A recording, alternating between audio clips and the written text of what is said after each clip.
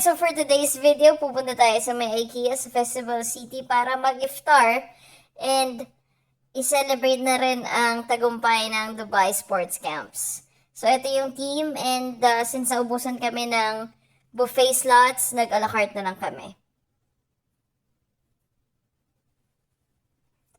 And well, of course, the coffee.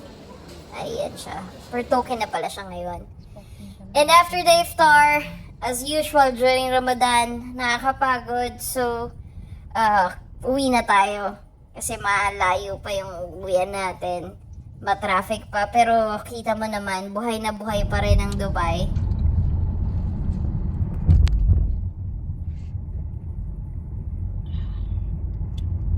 So, medyo antok na talaga tayo. At pagod na. Sa isang buong araw ng pagtatrabaho. At sa Nakaliwa na ba tayo kabusugan. dito? Diretso pa, no?